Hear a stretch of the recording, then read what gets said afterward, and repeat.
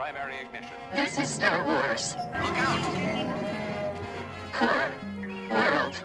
News. You may fire when ready.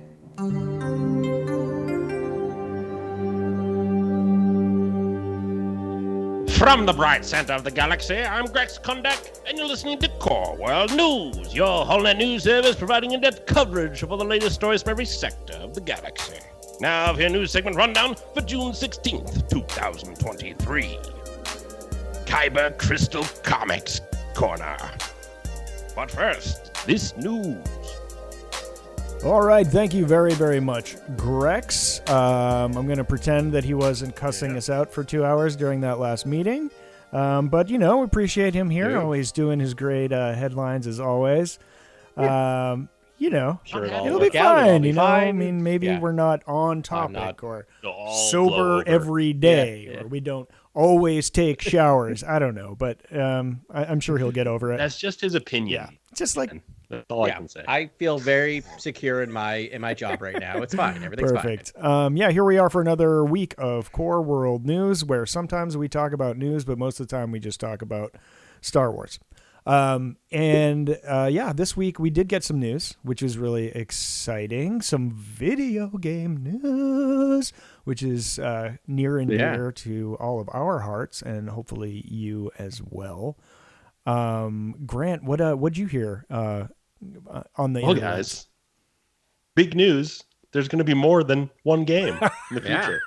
This future is looking bright. All right. Yeah. We have the first ever open world Star Wars game on the horizon. Just revealed the other day at the Ubisoft event, and we saw a full trailer. We saw gameplay. It is Star Wars Outlaws. It looks to be an incredible original scoundrel story in a AAA Star Wars experience. You play as Kay Vess and her sidekick. She's got her sidekick Nix. They both are incredible character designs. I'm in love with all the characters introduced thus far. We saw a BX droid in a trench coat. Like there's so much going on. BX droid in a trench coat in what we just saw that I'm still recovering from what we saw. So, yeah, by all means, what did you guys think of Star Wars Outlaws? I mean, I'll go. Yeah. The first most striking part of that gameplay was the stealth aspect. That's something that's been lacking, and people have noticed. Not lacking. I'm not a big stealth guy in video games. It's like I can sort of take it or leave it, but it does really make sense canonically. Like a lot of what you're doing in Star Wars is stealth. I mean, all the adventures involve stealth, so it just makes a lot of sense. And the other thing is just sort of like the seamless transition from stealth to running to vehicle to spaceport to cantina to starship to hyperspace to in-space battles. That was new and exciting to me. Yeah, I mean, I want to echo all that. And then like there's maybe like 2-3 minutes in the middle, maybe not that long, but a couple minutes in the middle where she's just on her speeder bike. Yeah. And I'm just like, oh, this is just Red Dead Redemption 2. Instead of a horse, I'm on a speeder, and I am all for that. Like, it is weird because I'm like, what is their definition of open world, right? Because playing playing Jedi Survivor, it's fairly open world, right? Yeah. They really did that. And then watching the gameplay, I think it's really smart that they released the gameplay trailer, because that was just like, oh, no. They really do mean giant map, kind of your Red Dead type open world, which is great. Yeah. Right. And much like your Rockstar games, there was a giant wanted transition for when KS, I think, came out of a cantina at one point. And I was like, okay, here we go. This is open world. It's of course set between Empire Strikes Back and Return of the Jedi. So we know that it's still Reign of the Empire era, Galactic Civil War era. And so we know that the Empire's out there being authoritarian, being fascistic, and you're hiding, you're keeping a low profile, obviously. And so that's so interesting to me. I almost wish that was in every game in the Reign of the Empire era, just given like the Empire was just so, I guess, thorough in terms of keeping tabs on the galaxy. But it's going to be so much fun to experience it in this game. And like you said, like the seamless traversal stuff of like jumping on the speeder and just like I mean, blasting out of town, and then like jumping into your ship, and then how they hid the loading screen. Right. Of, like they show you almost like what the HUD's going to look like, but it's you're in a loading screen, and then when you get to space, that's a completely new instance in the game scripting. But it's just so seamless. I think they did a great job sort of. So playing like Survivor, it feels like that was built on the PS4 engine, and then realizing that they were gonna have PS5, so they just upscaled it. Yeah. Does that make sense? Like, there's still some like clear loading stuff going on in Survivor that was fairly similar to what they did in the last one. This you mean going any crack in the wall? And like when you go to another planet, it's hidden. Yeah. They hit it, but like this feels really PS5, like where you should have zero loading, right? It's amazing, and it really just looks. Man, does it look like an open world game in a way that I was not expecting it to look like, and it's beautiful. Yeah. Yeah, I love like leaving atmosphere. So like when you get into a starship, you transfer to third person on the starship, which I don't know how I feel because it would be kind of nice to have the HUD, but I do prefer piloting starships in Star Wars games in third person, just personal preference. But Same. But it's like you go through the cloud cover and out of atmosphere and emerge into space, and then like every planet's going to have its own unique space environment with unlockables and things that you can interact with outside, in the space around various planets. So like that's another dimension. The thing that's really exciting for me is the customizability of your playing experience. Where it's like, you can choose to sort of get on the Empire's good side, or you can get on the Empire's bad side, or you can get on the Pike's good side, or you can get on their bad side. It's like every negotiation you're, getting favors from one group and you're gaining infamy with another group. And so I've always wanted that sort of, well, you can design however you want this experience to be. And I'm curious how different the various outcomes are. Maybe it just changes what challenges you face, but even that way, it's like, well, am I going to be a shill to the Empire, or and have bounty hunters all over me, or am I going to befriend the other criminal elements of the galaxy and stick it to the Empire? And it doesn't even need to be that dialogue; it could be two different points, or I'm just going to be all Black Sun or whoever the group is. Yeah. Right, a faction system. That's what it sounds like. There might be a faction system in the game, given that the crime syndicates have been mentioned in the descriptions and things like that. And I imagine you'll be doing different missions for different factions, gaining favor with those factions, and then maybe unlocking new explorable areas within those faction headquarters and enclaves. That would be amazing. Like and they didn't tell you how grand the scale is going to be. There's going to be various planets. Yeah. This first planet that they show in the gameplay trailer looks very much like Kobo.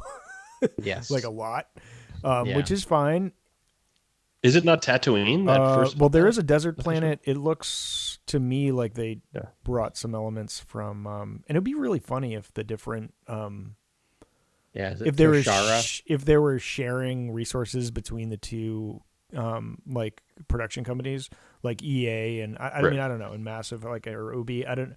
Ubisoft, Massive, and I doubt that there would be I just wonder because like sort of assets there shared, but maybe Lucasfilm would be the right. I mean, they might have something in the contract language where it's just like, listen, we get to reuse some assets. Because there was one desert planet that could either be Tatooine or Jedha or Pasana or could be something like that. I think you're exactly right. I think it is written in that the assets do remain with Lucas, and that those things do transfer to the next project and the next project after that, and then the library is just built upon and built upon and built upon. That's what Disney does. They store pretty sure that's called the economies of scale, Grant. I learned that somewhere. Yeah, well, that's the thing too. It's smart if you want to if you don't want to have gamers wait 3 years between every single game, right? To share those assets help speed things up, right? Which is great. Sure does. And Ubisoft is very good at that, at reusing assets, but creating entirely new areas and really churning out games quickly. So, should we talk a little bit about the pedigree of Ubisoft Massive and sort of the division? Please, I'm not really familiar with it. Nor am I. So, I played both the Division 1 and Division 2, and I deeply enjoyed those games. Those games, I think, stretched incredulity with their sort of the realism in terms of like very, very spongy sort of enemies in that game, almost like an MMO or something like a Diablo or an experience in which you're just hitting the enemy countless times and they're just not taking damage, which is a bit strange for sort of like human on human, just warfare. So I'm hoping that the combat isn't as spongy, and even in Jedi Survivor, I think a lot of people had this criticism of like the lightsaber doesn't feel like it cuts through a lot of what it should realistically cut through. And I just hope that this game doesn't have that spongy problem of enemies are just endlessly, have just like endless hit points. You just constantly bearing down on them with everything you have, gadgets, your blasters, your companions, everything. I'm hoping that's not the combat. I'm hoping it's more like Red Dead and more like a Rockstar game in terms of like the lethality of blasters and I guess weaponry in the galaxy. Because to me, then I don't know, it would make me avoid conflict more. And I think so many games are based on combat that it might be nice to avoid combat and have more dialogue things and really explore the cityscapes and explore the hubs that they're creating. This is an open world game. I want to meet people. I want to, grow my relationship with factions. I want to explore. I don't just want to enter. Yeah, it also pushes you towards stealth activities more, but I'm the same way. They haven't found the sweet spot with that yet. Survivor, I'm still sort of discovering things about Survivor through like looking at various YouTube videos and stuff. There's a bunch of interesting buried things. One of the things in New Game Plus is you can hit on, it's like you do extra damage, but you get extra damage done to you. But they did it. It's like in a way where you can play where it's like, if you hit a droid with your lightsaber, you kill it. But if you get shot in the chest by a blaster, you die, So, I mean, it's a different way to play, and you can sort of, see how you feel about that mechanic, by playing with that mode and see, like, is that something you want in the future? I mean, it's really hard, but, maybe if they sort of lighten the attacks, from people, then it would be a little more approachable for the casual player. But that's a good point, Grant, that it's like, how are they gonna balance the game combat wise? But it did feel that way. It's like she's hiding behind a thing and shooting someone at range like 15 times, and then they're finally dying. I mean, if they're wearing Beskar, like I could understand. Sure. I also feel like I know that like Stormtrooper armor is supposed to be decorative, I guess, primarily, but like it should. It's kind of a propaganda ploy. I think that's the way they go for it. Yeah. But it's still armor. It should still protect them a little bit, like maybe it's a one hit, like, safety measure. Like if you can hit the thing, but it's like, it's literally like what cosplayers wear right now in real life. It's just like, it's plastic. And if you shoot it, a bullet's going right through it, Mm-hmm. I don't know. Yeah. We'll see. We'll see. We'll see what happens. Looks incredible. Really good. Can't wait to I know. In 2024, unclear when. That's next year, man. Hey, a game a year? A game a year? Yeah. Let's go. That's better somewhere than the a game rumors every are saying 5 years. Yeah, somewhere the rumors are saying spring, but I cannot imagine that's true. It's going to be end of year 2024, right? Yeah, I'm assuming Christmas. Yeah, fourth quarter. Yeah. Was there anything? Oh wait, what was the other thing that happened this week, Adam? The other news is they released the film release schedule for the next 3 Star Wars films. Right. That's huge. Yes. Right. We got a delay, but then we also got other things moved forward, I think, right? Based on, as opposed to what we're saying, is like we're going to get 3 Star Wars movies in 18 months, basically. Wow. Which is wild. It's like... And these are the New Jedi Order films starring these. Well, it's going to be the New Jedi Order, the Favreau, or I guess Filoni, I should say, Mandalorian, and the... So this is a 3-pronged approach. And it seems like the Mangold, The Mangold. It seems like everything seems to be indicating that the New Jedi Order is the first one coming up May 2022, 2016. I love my Christmas Star Wars movies, but man, May is still always going to be the time of Star Wars, right? Yeah. Like that is. Can we theorize the actual release order? And given that these might shift around, Sure. I'm going to say that the Mangold one comes out first. Well, yes. So right now they are scheduled to start shooting the New Jedi Order in April of next year. It's still on the docket for shooting. And I did see a rumor that Idris Elba would be the antagonist in that movie. Yeah.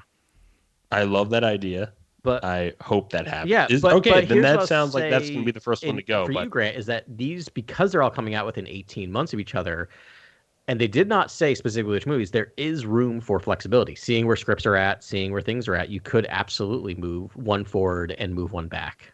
Don't we want to just jump to a new timeline, though? Don't we want to restart? Don't we want to hit the restart button? I don't know why we've been delaying the restart button for this long. That's all I'm going to put out there. Yeah. Two of these movies are technically restart buttons. I mean, I would call Dawn of the Jedi a restart button, right? I would call it a serious restart button. But I guess you're right. New Jedi Order, there's familiar characters, but that's a restart too, really? Because to me, because we don't know how it's going to play out. It's the beginning of a new era, right? That's not the future is Skywalker not saga. Foretold. Yeah. We don't know what's happening. It's true. Yeah. Sure. I mean, there is baggage. There is the fact that Rey is connected to Palpatine, and that the sort of dark side still permeates, and that's, we kind of have some ideas what that story could entail. Whereas I would just argue that Dawn of the Jedi, I have no idea what that is. And I think Star Wars works best. No idea.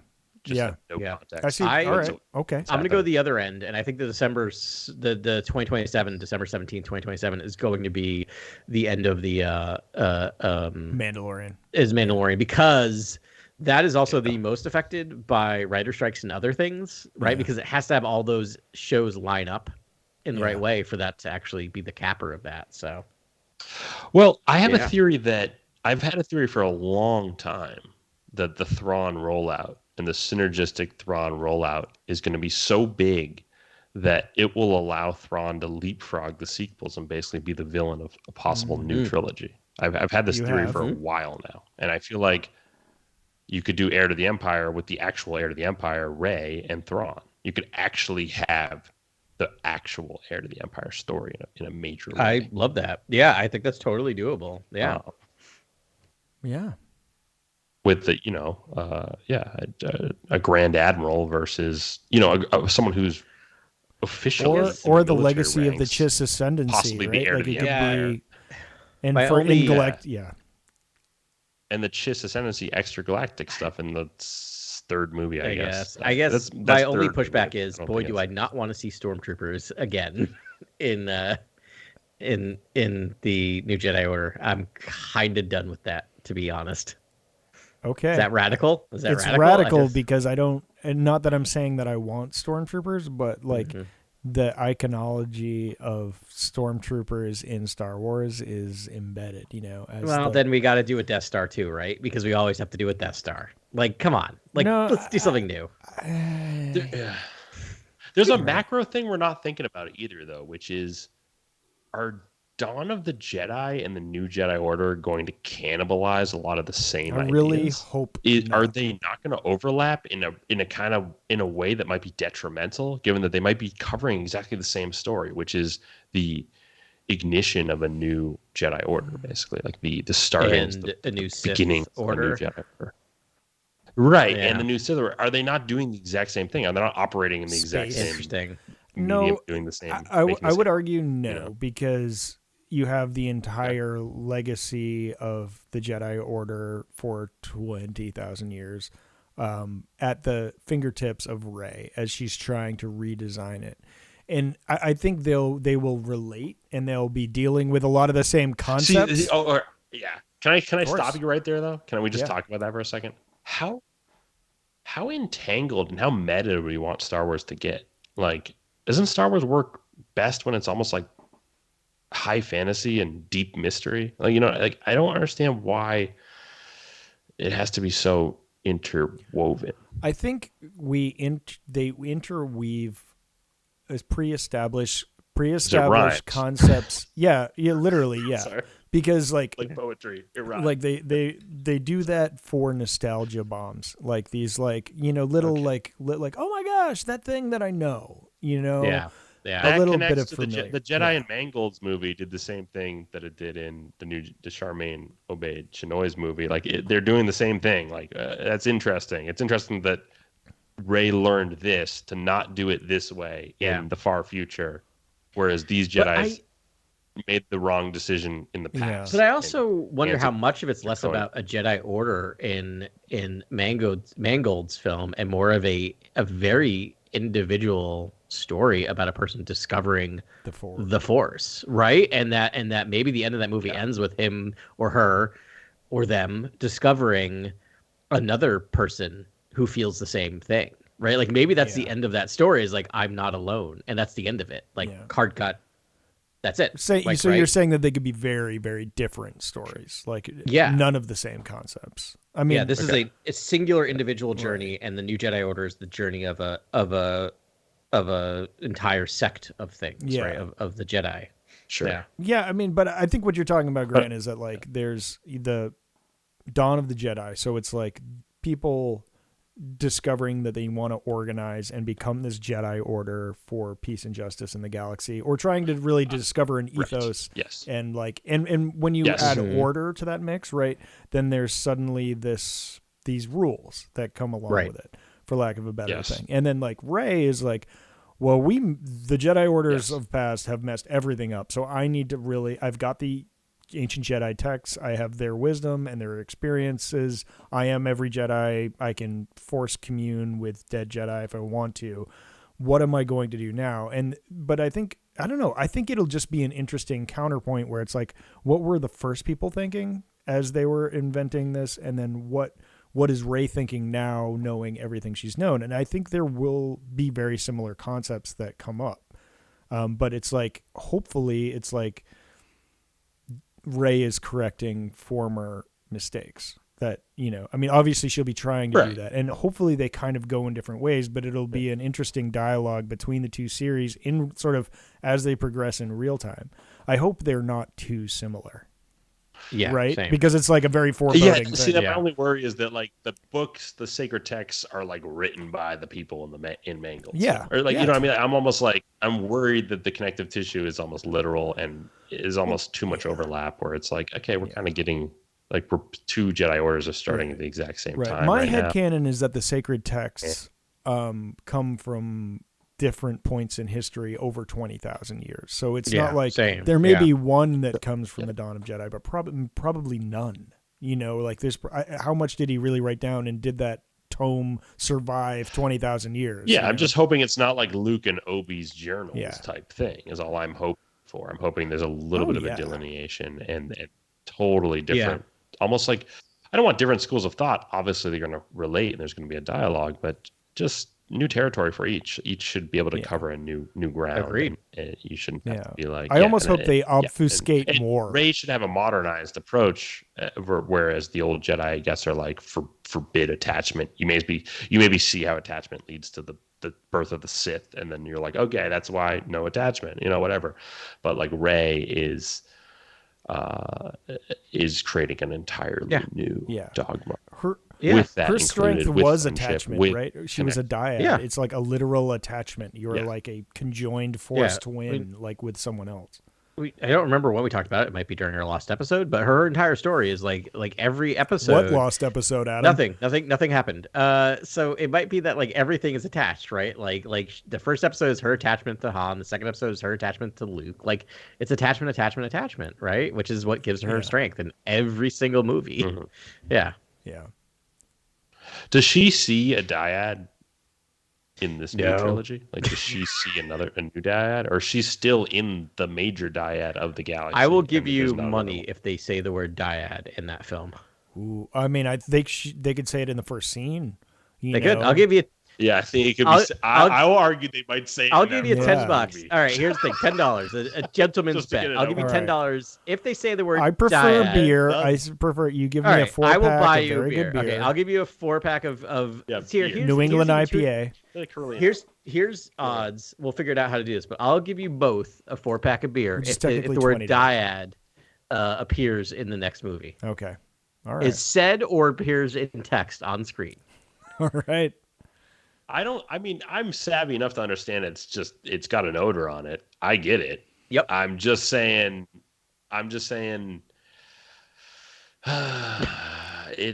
let's just own it and let's move past it. And a way to do that is a throwaway line.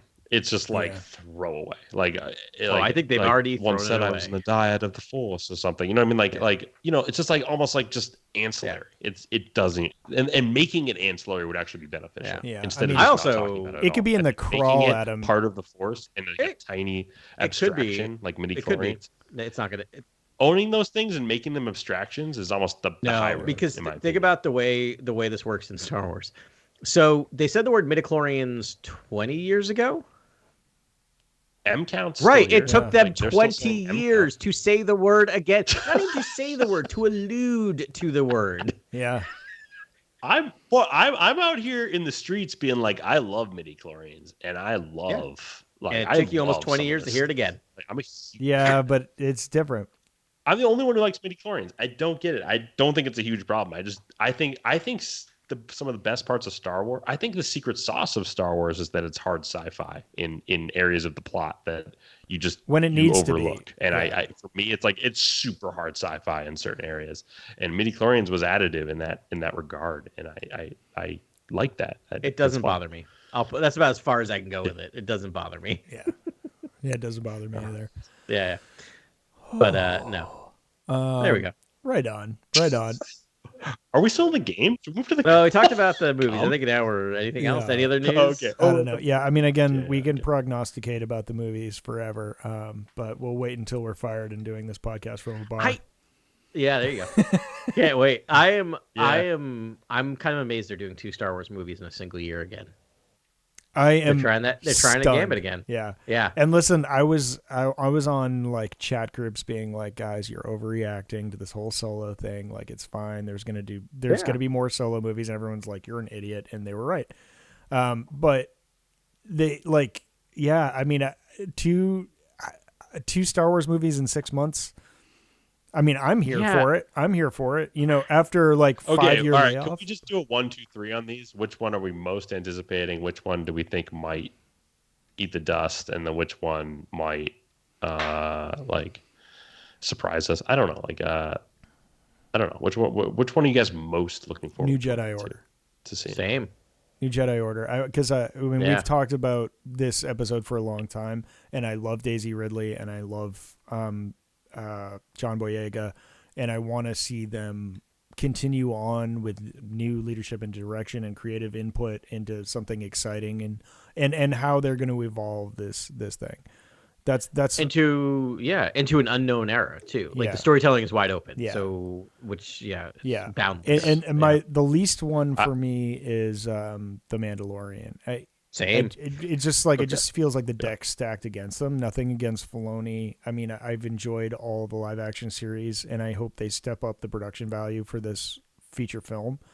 Yeah. But still, it's like I kind of can foresee all of this happening. And it's going to be like a war with the Chiss, and like there'll be Ahsoka, and there'll be like some time travel, and there'll be some. And I'm like, okay, like and we know where it's going to, essentially nowhere, because it doesn't affect the Skywalker saga at all. Yeah. Right. It's like Snoke might appear or something. It's just not that exciting to me, but I've been surprised before. So I'm right there with you, Ben. I would have to rate that as the movie that I'm happy. It'll be great. It'll be fun. I like it because I like the shows it's based off of, but I don't expect it to blow my mind or do anything like, reinvigorate my love of Star Wars. It'll just be a good Star Wars thing. Yeah, it'll be fun. I don't want to say Ahsoka's coming out in August. It might totally rearrange my thoughts on all that stuff. Yeah, it makes absolute sense that they're ending with a movie. Like, doesn't it make all the sense in the world that they're ending in a movie? It totally makes sense, but it's not exciting. It's a little Marvel comic universe, and they need to differentiate from them, I think. Yeah. There's too much macro going on. I'm worried about the macro and I'm worried about the synergistic interconnectedness and sort of macro storytelling of Star Wars, because I almost think it works better as being these isolated trilogies. Like I don't think trilogies need. No, I want these 3 movies to be written. I think they need to be their and own directed completely apart and don't talk to each other. Yeah, exactly. Yeah. Yeah, because I mean, and so the one we aren't talking about is Mangold's Dawn of the Jedi, and like that one, it just needs to be a great standalone movie. Like it's free of everything, and it's like it doesn't need to connect to the Skywalker saga at all, or the New Jedi Order, or anything. It just needs to be like, but if it's gonna be that, I want like Gilroy level like dialogue. You know what I mean? Well, what's great about Dawn of the Jedi is it can really talk about the debate of the Force and like use of the Force and who is using the Force for good, who's using the Force for ill, and theories on the Force and the sort of the early thoughts of the galaxy. You know, I mean, the early thoughts of the galaxy on the Force, like that. To me, that's very interesting territory. Super interesting. I would like to see that. I think that's the most anticipated film I have. I was into the Lindelof idea when I heard about the Lindelof idea for New Jedi Order, and like some of those ideas that came out, I really liked them. And then when he walked away, I was I'm just a little worried, just given that I liked those ideas. I know a lot of people didn't, but and I just wonder how commercial this new trilogy is going to be, and how many tie-ins and how synergistic. It's going to be very much commercial. Marketing is going to happen. And it's obviously it will be. For me, it's like I don't understand. People are out here talking about how Star Wars is political, and that being the debate. I'm like, it's inherently political. Get over it.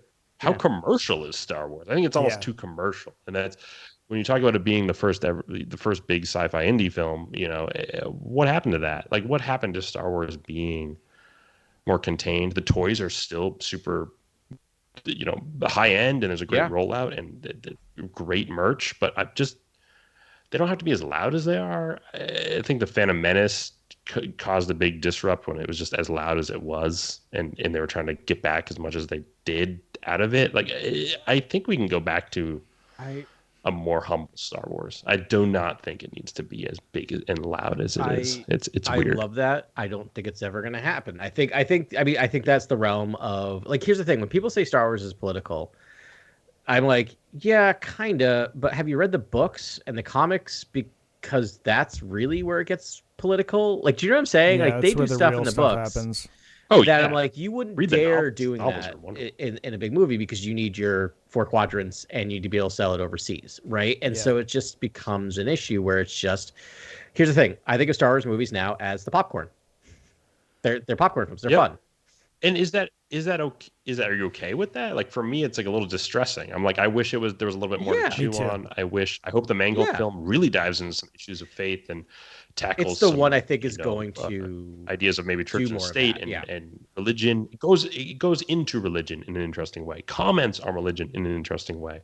I think George built the franchise to comment on religion without evoking a religion, earthly religion. Yeah, he sort of tied in a bunch of concepts. I mean, it's the back to the Hero of a Thousand Faces and Joseph Campbell and all that, or like in that study. I mean, so, and to me, I mean, I appreciate everything y'all are saying and I agree with it. But for me, it's mythology. And I feel like mythology is something we don't have a lot of, because it's like, you're right, Grant, like religion isn't in the global dialogue that much right now. It's more about nationalism and like there are certainly religious like conflicts happening in the world and all those things, but no one's talking about like mythology. The Star Wars mythology ties us all together, and that's the stuff that I want to get into. And it may not be mainstream and it may come out of left field, but I feel like it's something that it ties all culture and creed together. It's sort of the themes that happen in everyone's religion and mythology and heritage and stuff that are similar. And that's the way I sort of hope they run with these things. Yeah. Yeah. We can only hope. Anyways, I'm looking forward to all 3 films. I think we're all in pretty much the same place. There's not looking forward to any of these I'm actively not looking forward to. Right? That I'm gonna be like, this movie. But Dude, I've been watching the like kids show. I will take all and every Star Wars. Don't worry about it. When it comes out, it's gonna be nearly 7 years between the last movie and this movie, which is. So that's maybe why they think they can be like bang, bang, bang, 3 movies in 18 months and be like, you're back in now. It's a bold choice, but I love it. We'll see. And also, things are scheduled to change. Yeah, I mean, it's just like my expectations versus Lucasfilm's expectations. You know, like I just want 3 quality movies, but Lucasfilm and Disney wants to make $1 billion a movie. Everyone has to make $1 $1.5 billion. You know, Yeah. Indelible, timeless Star Wars, and it's not my $1 billion with characters you remember. Like, can't you see them doing like giving Mangold like $50 million? Just do a $50 million Star Wars. Like, look at Logan. No. Like, do you know what I mean? Like, no, but like, I really think that movie's gonna be smaller than we think it's gonna be. Adam, when you started talking about your movie, I instantly started having visions of what that would be, and I was like, I see it. It's a little like I think we've seen sort of Jesus epics that might have similar like visuals to what you're talking about, that are like pretty contained and low budget, not like low budget, relatively. But just, you're not talking about a $300 million relatively, movie, and as a discovery of some sort of powers of some kind happens slowly in just a small setting. What if it was intentionally lo-fi? Like, what if it was like Ben-Hur? You know, like just to give it an aesthetic that's not like, oh, it's this glistening, clean sort of. Like it's in the past, so it's gonna like they want to make it feel like it's in the past. Yeah, it's the misstep that Marvel did. Every Marvel movie has to be glistening, the same budget and make $1 billion, and then every so often you make an Ant-Man Quantumanium, and it nearly destroys the entire franchise. Thing. Yeah. Right, where an Ant-Man movie should be a $70 million movie at most. And then you make a ton of money off of it because it has the word Marvel attached to it, and it's a fun movie, as opposed to making it the centerpiece of your entire thing. I mean, they kind of did that with I'm gonna say the Witch, not Red Witch, no, Black Widow, no Witch, the one Scarlet Witch. Thank you, Scarlet not Witch. Red Witch. Scarlet Sorry. Witch. Well, that's what they're doing in the TV, right? Like, yeah, but I mean, like they went intentionally lo-fi for the first 3 episodes. And like I don't know, maybe it cost $1 bajillion to do it that way, and they had like interactions and stuff with real time. No, but I think you're right. But you know what I mean? Like an intentional like lo-fi movie would be an interesting choice. Yeah. I also think that's what Solo was before they decided to shoot 2 movies. Yeah. Like it was fairly low budget. That was a beautiful movie though that came out. And then the problem is that it cost them twice of what they thought. Yeah. If that movie cost what the original budget was, we'd be sitting here going, that movie was a smashing success. All right. Well, yeah. No, because I mean, it would have made 3 to 4 times its original budget, which would have been huge for them. Yeah, I mean, but we're talking about a measly $400 million profit instead of a $200 million profit, and it's not $1 billion profit. But it's about percentage of return, right? You have to make 3 to 4 times your original budget to be considered success. And if it was based on its original budget, it would have made 3 to 4, and it would have been on there. And they'd be like, look, we can make the giant, $400 million Star Wars movies, and then we can make $100 to $200 million Star Wars movies and be successful. Right. I mean, if there was a Solo sequel, which was a Lando feature film coming out next year, it'd probably make $1 billion. Yeah. And you shoot it. I'm just fascinated with the Mangold film, how you back to that film and how you frame it. Sorry. No, I can see the look in your eye, Grant, and I see the wheels. You've been pondering something for a while. Do you frame it like Superman, or do you frame it like The Matrix? Like, are there people around them that do know the Force and are bringing them into a new world, or are they alone? You know what I mean? Like that, to me, that framing of how you do that is so interesting. Yeah, are you talking about the Wills, kid? Really you got to bring the Wills in here? I'm talking about, are the Wills there to be Morpheus? Like, is that happening? Or is it? So here's the thing, like, because that's the thing, like, right? So if you're doing it like Matrix, you have to have someone who's already attuned and understand why they're attuned, but they find the one, right? So you get there's your Jesus story. Yeah. Or if you do it like Superman, you have someone discovering their power, and is there somewhere in between where you have multiple people figuring out simultaneously that they have a connection and then finding each other, which is to me a more interesting, which is like almost like an X-Men. I would love to see that type of thing. Almost like but you take out Professor X, like take out Professor X. But you have that's almost the 3 different awakening stories. People have different, as we've seen in the High Republic. Everyone has a different attunement and strength in the Force. So maybe you have some that are really good at moving things with telekinesis. You have others that are good at like doing a mind trick. Then you have one who just for some reason can do, I don't know, Force lightning, right? Like you have all these things, and you start to realize that And like, according to, so we just did 2 weeks ago. Don't worry about last week. Nothing happened. It's all good. Nothing happened. It's fine. Nothing happened. We did the timelines episode, and I'm pretty sure that there's like 500 years between the dawn of the Jedi and the beginning of the like sect that breaks off to become the Sith and the dark side users. All right, so that sect is not the light sect that broke. The Ordu Aspectu are not the sect that broke off to be the Sith. They are a sect that are like utterly passive and don't believe in any violence. Okay. At all. And I think they're in Karen Gillan's run of Darth Vader. So, like, I've seen conflicting things. There's like one where it's like, I think Order Respecting might become the Jedi as we know them, and then there was another group that broke off to be the Sith. See, you're on. I think we just cracked probably the greatest story idea of all time, which is what if the original Jedi sect is the Sith? And I love it. Some turn weird into the branch is perfect, the Jedi, right? Yeah, Bang. There you go. There you go, Mangold. All right, call us Mangold. Yeah, it's fine. We're right here. coreworldnews@gmail.com. Yep, that's not going to change anytime soon. As long as we work here. Not worried about our employment. Yep. Yeah, it's all good. We're all fine. We're fine. Everything's good here. Yeah, that's great. How are you?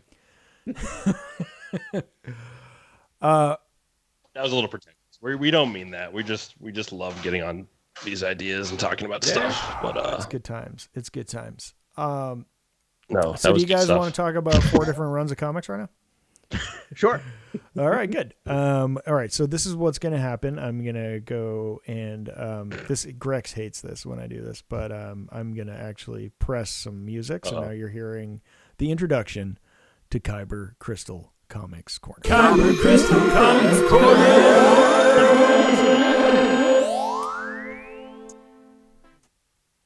All right, here we are. Good. Nailed it. That was like actually pitch for pitch. You've got real talent there, man. Well done. All right, so we're going to cover 4 comic runs. The 4 comics, man. We adore them. We read them. We internalize them. They have great influence on everything else in the galaxy far, far away. But we've just been so wrapped up in all the lovely other series and the High Republic live action series and things like that. And also the comic arcs are getting longer and doing interesting things. So we're going to catch up with 4 right now. We're going to, in this order, we're going to cover the Star Wars main run, Aphra, Bounty Hunters, and Vader. There's also, and this is all following the Marvel Unlimited schedule, which means it's 6 months behind. Yeah. Sorry, you're welcome. This is for you, Casual Jason. I know you're also on Marvel Unlimited, so you can. I think the majority of comic consumers at this point, and Grant, I think you're muted. So the majority of comic consumers, I think, go with Unlimited at this point. Yeah, you were saying, Grant. This is casual Kyber Crystal Comics Corner. Wait, oh my God, the old casual. 5 C's. That's. Far too much to say. Yeah, that's so funny. But listen, I feel a part of my soul missing when I don't follow up with the comics, and it's been so fun. Same. I've just been like binging all of the comics that I've missed out on. They're fantastic stories. The art's amazing. The writers are amazing. Everything's great. So with that out of the way, we're going to start with Star Wars, and we're going to cover issues 26, 27, and 28. This is written by Charles Soule, GOAT in my mind. Like, I mean, they're all great, but Soule, holy cow. Yeah, Soule's all-time. Yep, and then Andres Janoulet, Rochelle Rosenberg, and VC's Clayton Cowles. So where we are right now, the rebellion has made progress in a struggle to free the galaxy from Imperial rule. General Leia Organa has finally triumphed over the cruel commander Zara, who massacred multiple rebel squadrons. In another corner of the galaxy, Luke Skywalker set out the secrets of the Jedi to improve his connection to the Force. His journey culminated in the discovery of a mysterious book linked to the Jedi. It's one of the sacred tasks. Despite the progress, the threat of the Empire looms as large as ever. In the wake of the crushing defeat on Hoth, the capture of Captain Han Solo, and the slaughter at the hands of Commander Zara, the heroes of the rebellion will need many more victories to weaken the Empire's grip over the galaxy. Okay, so that's just setting the stage here. And in 26, what do you want to do? Do you want to just go issue by issue? Well, I don't want to just sit here and talk. When did Luke put on the Imperial outfit? That's all I remember. Yeah, from these sick issues. Yeah. And it was, where's that black suit? Maybe with yellow saber. Yeah. So obscure. Let's do kind of a speed run, right? obscure. Like I'm gonna give you the first issue, talk about the issue, second issue, and if there's anything that pops out. We'll start it this way. Okay. Issue 26, The Path to Victory. The rebellion strikes on Barleth. Oh my gosh. And I've got, all right. On Imperial Unity Day parade, they striked on struck. And they destroy an entire battalion of Imperial vehicles in their dormant state, publicly defying the Imperial propaganda's assertions that the rebellion is dead. As the rebellion looks to plan their next move and reestablish supply lines, the story shifts to 2 Crimson Dawn sleeper agents. So Crimson Dawn's a big deal. This is all going. Like, also, I should mention all of these sort of intertwine. Lady Kira has made a disturbance. Or Auntie Q, as she's referred to in this.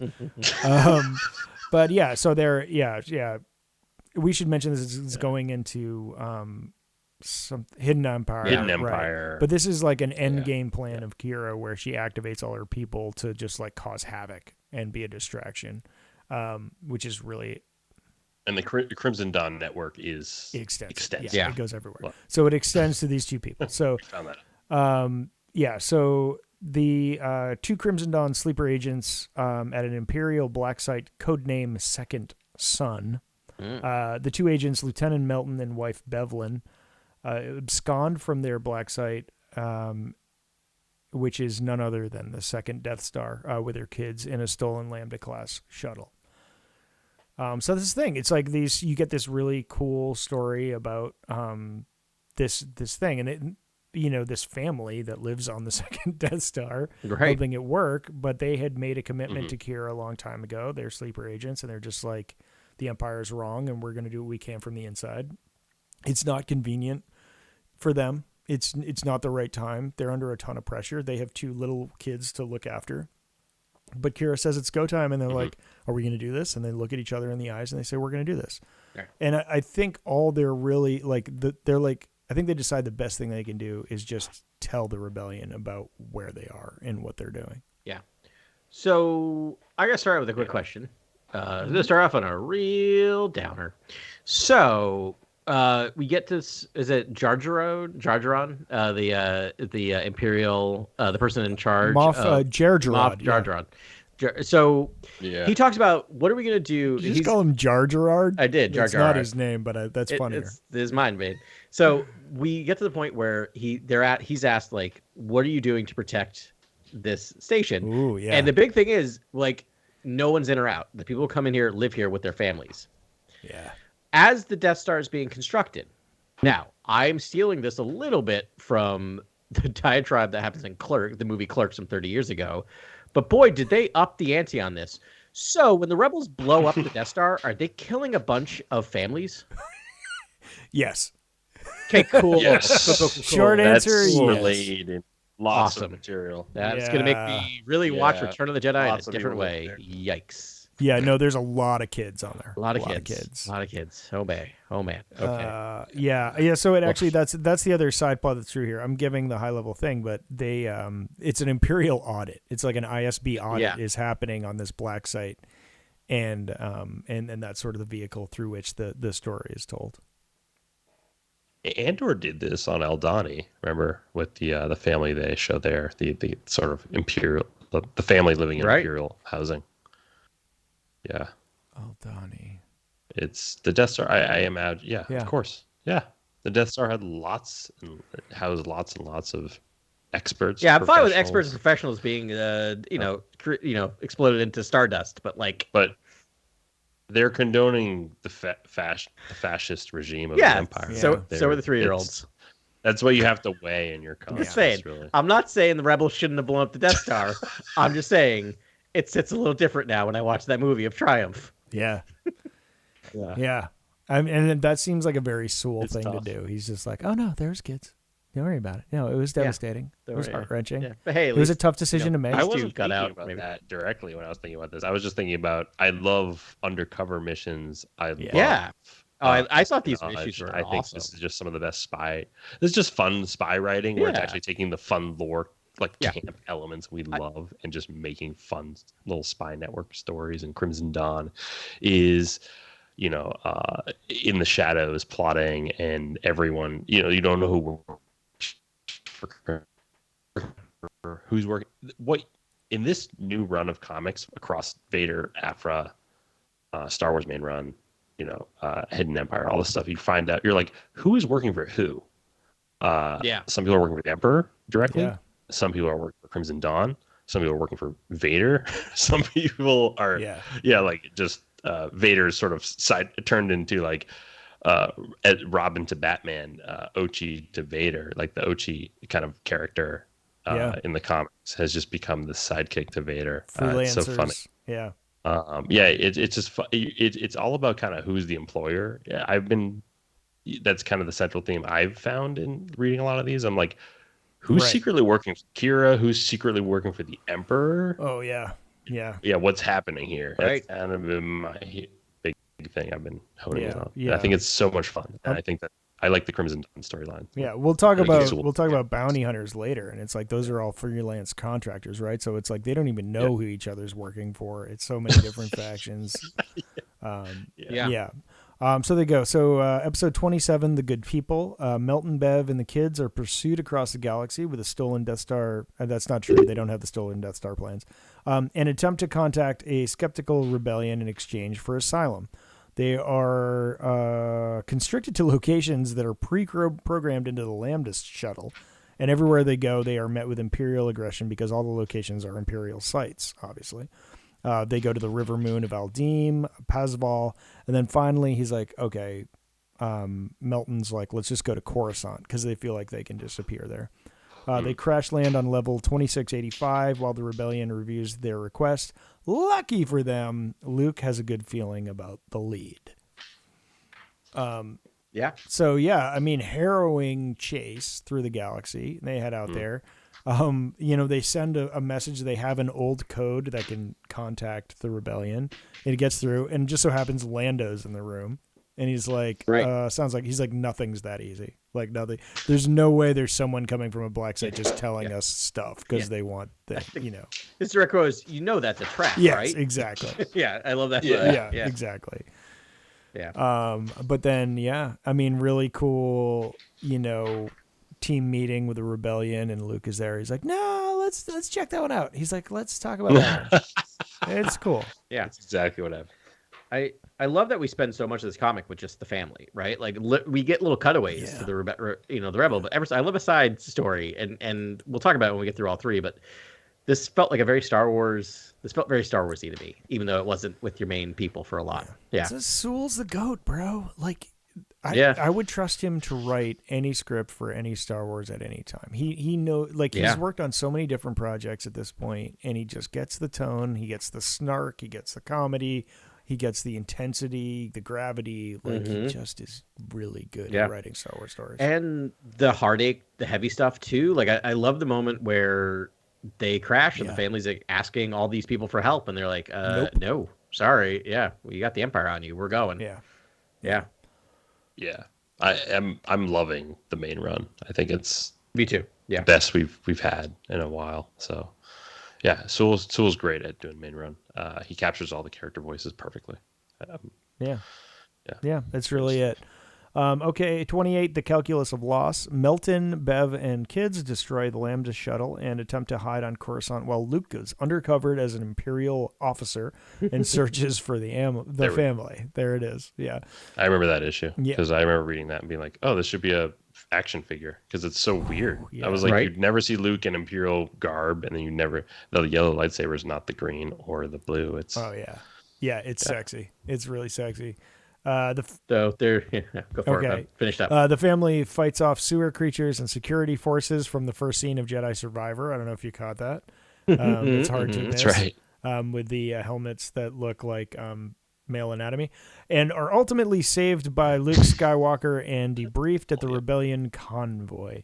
Mon Mothma heroically announces that if they can destroy a Death Star once, they can do it again. Yeah, I loved this episode or this issue. One thing I thought was really funny is you talk about him wearing the Imperial uniform. Yeah. There's a little fun line where another one of the other companies was like, "I think you look really good in black." Yes. And he looks down, so I was like, "You think? You think so?" Like just this moment of like, "That's great." Sewell just took that moment to be like, "Let's just lay some groundwork for why he rocks black." In Return of the Jedi. Yeah. I also love that it's a Star Wars, right? It's a Star Wars. It ends with triumph that everyone's safe. They are there, and finding out there's a second Death Star is not this moment of just like, oh, we're toast, right? I love the Mon Mothma of like, we did it once, we'll do it again. Yeah, and just that great moment of leadership was awesome. A huge growth moment for Mon Mothma. I mean, I can't wait to see how she grows in the next season of Andor. But and becomes who she is. But you could draw a line from Rogue One to this issue of this comic book, right? Where she's like, kind of like, I don't know, we need to get consensus. What are we going to do? To like, nope, this is what we're going to do because this is the right thing to do. Yeah, totally. Yeah. I mean, I love the art. I love everything in this issue. I think this is one of the best issues of the run so far. Yeah. What's the one after this one? Because I remember that being pretty good as well. That's No Space. So now that's when they start going to the No Space. So this is the clear... I thought No Space was 30 or maybe 29. So I think they will a little spoiler, but I think they end up they start on another mission in 29 and they end in No Space. That's right. No, I have read the No Space issues. Okay. Yeah. Some of them, right? Yeah. So they're not all done yet. So the next arc is kind of their trip in the No Space. But I think 29 ends with them officially coming out of hyperspace in No Space. Yeah. So we'll talk about that when that arc finishes up soon, probably in the next few weeks. The first time you said that, I forgot about it, but I did read those. I just sort of went through and read everything that was out right now. That's available. Yeah, but you're probably right in the middle of that No Space arc. I am. We're Holdo. Sewell put Holdo and Lando together. It was almost too much swag in one scene where I was like, "Oh, this happened." Like, and this is a little trashy, smashy. Yeah. And the next arc, which I like you get a lot more Holdo, Lando. I was like, "Where's this action. show?" Or like, if we do the Lando series, maybe young Holdo. Yeah. Like, I don't know. Like in the series, I know like... they seem to meet in this issue though. But yeah. Oh yeah, I'm definitely shipping on Holdo and Calrissian. That's pretty great. Yeah. A couple free spirits just stuck in a prison on in No Space. It happens. Totally. So that's the end of this arc for all intents and purposes right now. So that's what we're talking about. But I think Adam, you have information about Aphra. Yeah, so I'm going to cover Aphra issues 23, 22, 23, 24, 25. So this is kind of half of a really big, massive arc, but there's kind of a clear kind of cutoff here. It's called The Spark Eternal. I'm going to do a little different than Ben. I wrote up one long summary, and that's because I did the exact same thing. Because I was like, Ben's doing this issue for issue. I love how thorough he's being. I basically surmised mine. Especially because this has multiple, this issue has you're following 3 different groups. They're jumping back and forth. So I just kind of wrote it up as one, trying to succinctly summarize it. So here we go. So after being possessed by the Spark Eternal, Aphra is forced to relive some of her worst memories and betrayals. During this, the Spark determines that the Ascended technology is aboard the Vermilion, the stronghold of Crimson Dawn. However, Aphra is able to turn the tables and access the Spark's memory, where she discovers that the Ascended existed during the time of the Sith and developed their technology to mimic the Force in order to fight the Darksiders. In the end, the Sith slaughtered them all, and the Spark was locked away. The Spark reveals that the plan is to incorporate all of the malignant, quote-unquote, malignant artifacts and technology that Dr. Aphra has found, starting with 000 and BT. Meanwhile, Sana Staros recruits Magna Tolvan, another of Aphra's exes, in an attempt to mount a rescue mission, which brings them to Baruke and the Dark Droids. After a brief fight, the droids join the rescue mission, and they figure out that Aphra and the Spark are aboard the Vermilion. Meanwhile, Just Lucky and RLU, working for Roman Tag, arrive at the Vermilion looking for Aphra and the Spark. They immediately find her and are soon running for their lives when they cross paths with Staros and her gang and warn them to get the heck out. Dr. Aphra's friends put into plan a trap to trap the Spark and declare they are here to rescue Aphra. During all of this, Aphra is still trapped inside her memories and makes a connection with Morel, the leader of the Ascendant. The two join forces and fight through multiple memories. So, Ben, you may have been away from keyboard at the moment, but I did one summary for the entire half arc. Oh, for the whole arc. Yeah, so we can kind of go into it as we see fit. I have two lore bombs, which I love, that are in Aphra. The first is the Dark Seekers. Did you pick up on the Dark Seekers? So cool. Yeah. What are they? I remember reading that. Yeah, the Dark Seekers are the Sith that attack the Ascendant in Morel's memories, and they're developed to hunt threats that basically hunt any threat to the Sith. They're just like this force that hunts threats to the Sith, which I'm like, great, more of that, please. A plus. That's so plus. cool. Yeah. And then we have the Null Blade, which is the blade that Aphra uses, made of catorsis. Yes, which is pre-established in canon as old EU, cutting off lightsaber abilities, right? It's like cortosis is like legends. Yeah, exactly. But it interrupts lightsaber blades, basically. And we saw it again in the Thrawn trilogy with Anakin, right? They made droids out of cortosis, and then that factory was destroyed by Thrawn in conjunction with Anakin Skywalker.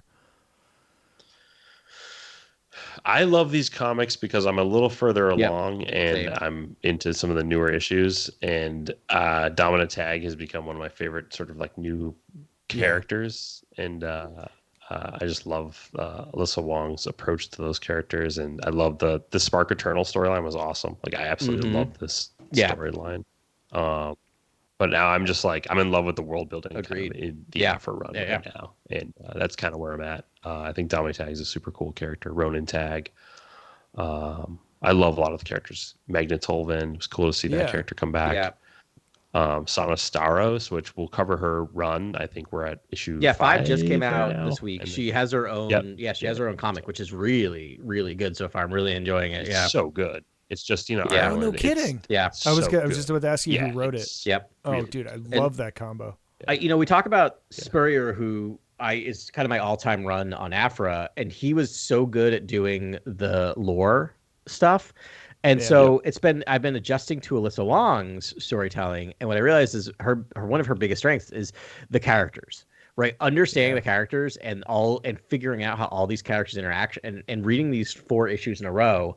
And watching them like jump from group to group and interacting with each other is like, oh, she's got all of these characters down and how they would interact with her. So I'm really enjoying the world building, the character building. Fantastic. Wonderful. Yeah, it's active world building. It's not like here, let me give you a bunch of exposition about the past, which I thought Spurrier did so well. Like blew me away, honestly. And then I thought this active world building is refreshing. It's fun to go in this direction.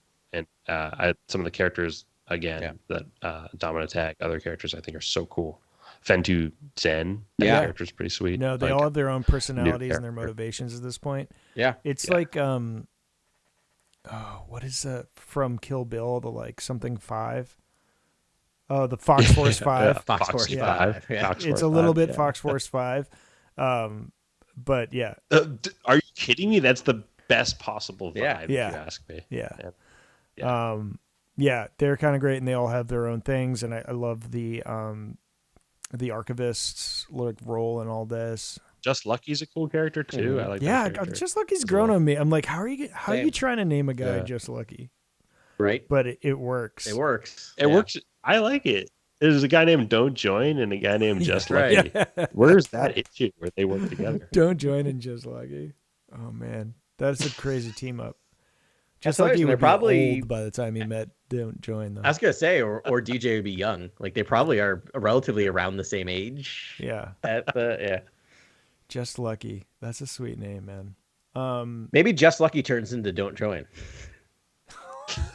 Mind blown. Whoa. Yeah. Big theories. Big moves. JL into DJ. Yeah. Breaking news. Wait, so in this arc run, have they run into certain droids of a kind of demeanor yet? They have? Yeah. Okay, so we get that kind of like they find, which we need to talk about 000 and BT in Hawaiian garb. Yeah. It's kind of amazing. Yeah. So like, Aphra being Aphra, she's a sweetheart when it really boils down to it. And she has a soft spot in her heart for her murder droids. And she's like tried to put them in a place with all of her secret information that they would be comfortable, but she didn't put them in a place with enough people to murder. Yeah. But she put them on like this like island oasis retreat, and they're like wearing their like Hawaiian leis and like grass hats, and they're like just like terrible murder droids, and and it's just like anyone who comes there, just those two are just two of the greatest characters ever written, and like it's so I cannot wait. We're also getting at some point in the near future, in the next couple months, we're getting a mini series called, I think, Dark Droids, and it's all these droids together. Like it's basically like it looks like it's the Magnificent Seven, but for droids. Okay. So, we talked about at the top of this episode 6 hours ago, the BX droid that like is in the new video game. Trench. Wearing a trench coat. Like they keep Ben was like, hold on, I need to finish that. Yeah, right. You're like trench. Like they keep teasing the droid Gotra. Yeah, right. Come just on. Flirting with it, but it's like it's make right there. The droid Gotra like a real part of Star Wars. Like, let's like exist with the droid Gotra. We got a little bit of the Mandalorian that bar. I really thought they were going to give it to us when I saw that preview of the Mandalorian, and then not so much. Yeah, but so in Galactic Basic, like the Gotra is like it really primarily showed up in a weird book about Han Solo's like early days. And I'm forgetting the name of it now, but There's the Most Wanted. Maybe it was Most Wanted, actually. With Kira and Han, and then it was also a little bit in... It was Most Wanted. Yeah, okay. I mean, maybe there's more with the Gotra. There was also... Calculating. Maybe that Lando and Han thing later. But it's like exists a like criminal syndicate that's made up entirely of droids called the Droid Gotra. Yeah. And that is like, give me more about that. It would be so expensive to do probably in live action. And maybe that's why they're just flirting with it. But it's like, let's, like, I want to see their rise to power and know what they're doing and just like what are their motivations, because I bet they're really motivated by peace and they just want a place in the galaxy with like equal rights, Right. Yeah. They're not really trying to take over everything. They just need an economy and some freedom. And like, that's a story I want to hear. Anyways, sorry for the droid Gotra side tangent. I like it. Like the droid Robin Hood story or something. Yeah, maybe that, but not. Yeah, I mean the droid Malcolm X story or the droid like Yeah. Oh, I love it. Yeah.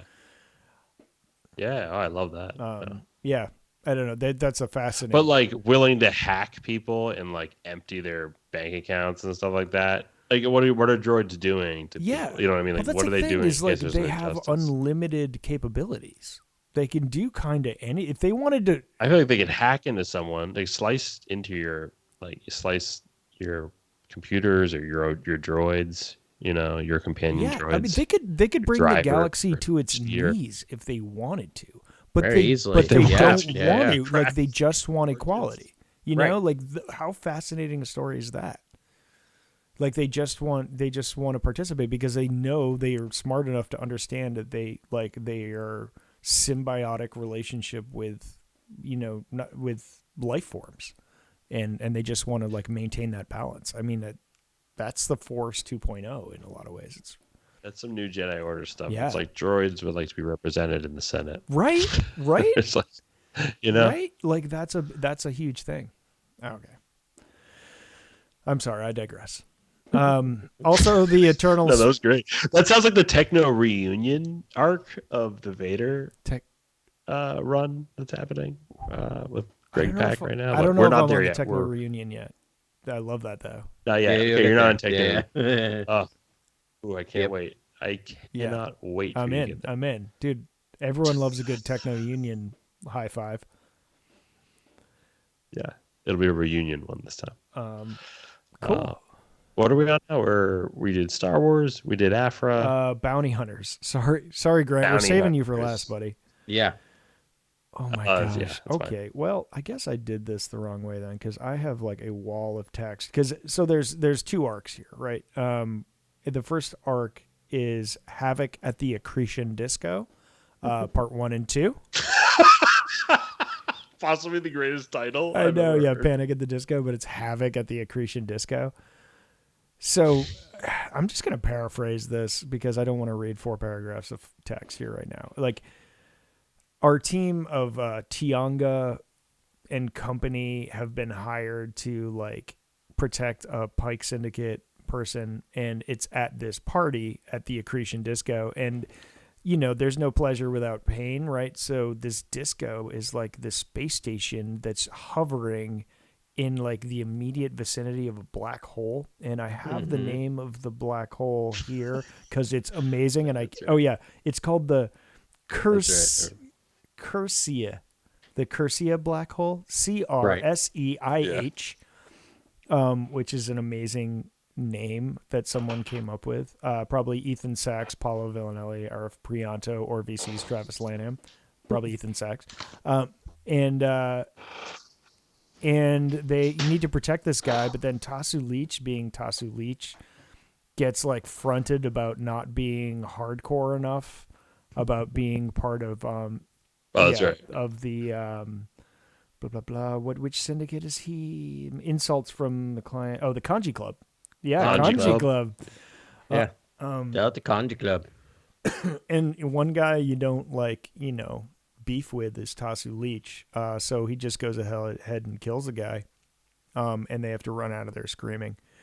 And sure enough, I remember this issue. It's really read. Like 2 issues that I'm sort of here, and and then there's a side plot with Valance, who is been recruited, essentially forced into slave labor by Darth Vader, and he's been tasked with ferreting out Crimson Dawn moles within the Imperial military. And he's starting a little romance with a cyborg, sort of like cyborg light Imperial officer named Jayala. Jayala. So he's like existing there, and that's like a parallel story. But so this is the first stuff, but it's wild, and there's a lot of Bosk, which is cool. And that's it. Yeah. Anything else, you guys? Isn't there some Zuckuss stuff? Yeah, some Forlom and Zuckuss stuff. It gets so a little Zuckuss more. is bigger in the Bedlam of Bestine, which is the next one. Forlom. I mean, Forlom. Sorry, yeah, it's more Forlom, right? Because it's yeah. There were some good. I just remember some good moments. Tianga, I love as a character too. I think there's some great world building in Bounty Hunters. Like I'm loving the new characters. I'm almost loving when the comics do couple legacy characters, but really extend themselves with new characters. Yeah. To me, that paints a canvas, and it's fun when you start. You realize this directly contradicts your earlier statements about how you like sprinkle in like legacy characters with new characters, but okay. I've been known to it all depends on how it's done. Right, but this is a classic example where they really introduced a lot of new characters in this Bounty Hunters run, but like it's like 50-50 new characters and legacy characters. and it makes for a fun mix. Which makes sense, right? Because it's hard to tell like character evolving stories with things like Zuckuss, Forlom, and Bosk, right? Like it's a little hard to do that. So you want to introduce these other characters that you also have free reign with. Like you can do anything to these characters, and I guarantee you, Star Wars is like you cannot kill or have any major changes to Bosk, Forlom, Zuckuss, IG-88, or Dengar. Valance. I mean, do we have to talk about Valance? So we will. I know we will. But here's the thing. This is I don't know how to say this without coming out as a light insult, but I'm just gonna say is like this is the bounty hunters I was envisioning when they told me there was gonna be a bounty hunter series, right? We have a group of bounty hunters, bounty hunting, and being on missions. Yeah, I'm very happy with this. What's going on? Yeah, that's pretty. I almost wish it was a murder mystery, like someone's hunting the bounty. That'd be a good. Yeah, let's do that. Yeah. I would love that. Well, it might happen soon.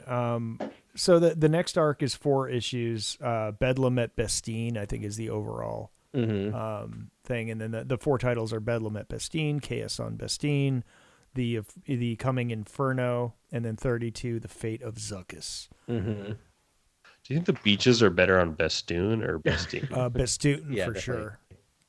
Definitely Bestoon. Definitely Bestoon. Man, I'm like, where do I even start with this? It's just a wall of text. Just tell us how it was. Like, tell us what happened. It's all right, bro. It Bounty Hunters is so interconnected, and it has like so many different factions. I mean, essentially, you have our like main team, which is like Tianga and Tasu Leech and Forlom and Zuckuss and Bosk, right? Are kind of doing their thing. And they're like fresh off this mission, and then they get tied into a mission to try to save a rebellion outpost. And then meanwhile on the other side you have Vader with Valance and his crew, Jayala, and they have like a bunch of organics in Valance crew, which is kind of weird. They have their own Trandoshan, which is the same species as Bosk, and a couple others, and essentially they are on a collision course, and it's like Vader is telling them like these rebels are gonna they want to rob our medical supplies, and then you have the rebellion saying they're gonna all they're doing is bringing in more weapons, and sure enough they're just bringing in more weapons, and Vader was lying. And the two groups meet each other, and then an ultimate truth is told, which we learned in the last arc of the Bounty Hunters, well, 2 arcs ago now, that man, Bylord Valance is like ex-wife, I guess, former girlfriend that he's been trying to stash within the rebellion so that she'll be safe, was murdered. And Vader recruited him, being like essentially under blackmail, being like, I will kill your wife if you don't do my bidding. And but it turns out he just killed her immediately anyways, and she was already dead. So upon this meeting, Valance understands the truth and goes after Vader. And by all intents and purposes, Valance gets his butt kicked, but you literally can't kill him. He is like T-2000, dude. Like you can't kill that guy. Sure can't. I was about to say, if you go to a comic convention dressed up as Valance, people are going to be like, "Oh, so Terminator, right?" Right. Yep. Yeah. Yep. Yeah. He literally, and you know what I mean? Like, that's just the response you're going to get. I would get the deep cut. I would get it, but I feel like 85% of people would be like, I want to do the opposite and go dress up as a Terminator, and how many people come up to me and say, "Are you Valance?" Are you Valance? Right? You just wear like a blue uniform and with half your face sheared off and just exposing, like the mechanics underneath. Yeah. Yeah. And that's pretty much it. I mean, it's a lot about Valance there. He gets drawn out. Is it the mirror for Vader? Is that why he's interesting? Is it interesting? I think you're presupposing that he's interesting. Oh boy. Is Valance not nostalgia in comic form? It was nostalgia, like this is what happened when the comics were weird in the Marvel era. Let's do it again now and make sure that's potent again, just so it keeps the same weird like But it's not edge. weird enough. Be Comics have always weirder had. then.